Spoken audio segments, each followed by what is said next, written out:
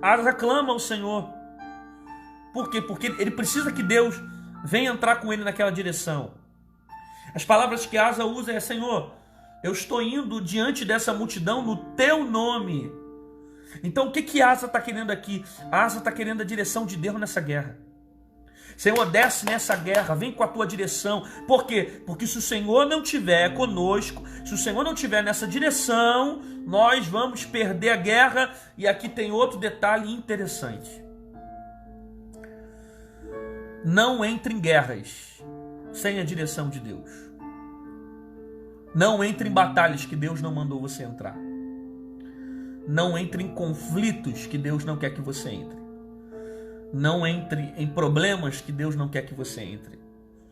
Ainda que seja para ajudar alguém, ainda que seja para estender a mão para alguém, você não sabe o que Deus está permitindo aquela pessoa passar.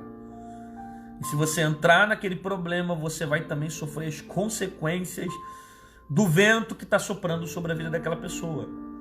Eu te dou base bíblica, Jonas. Os marinheiros não tinham nada a ver com a história de Jonas.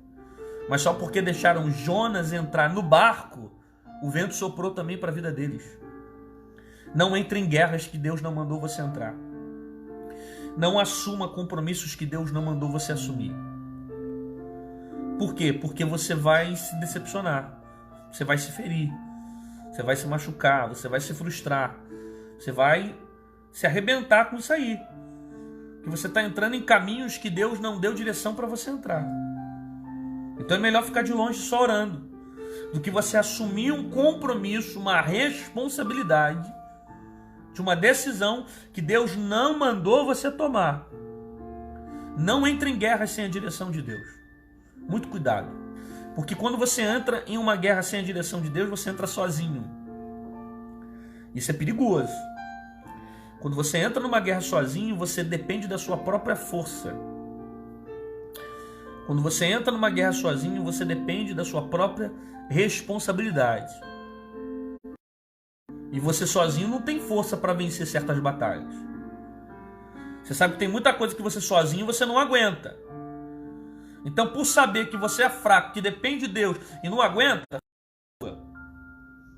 não entre em guerras que Deus não tem para você. Porque talvez Deus está querendo livrar você de certas dores, de certos sentimentos, de certos sofrimentos. Mas é você que está procurando entrar em combates que Deus não quer que você entre. Então cuidado em saber qual é a direção de Deus para o meio dessa guerra, para o meio dessa batalha.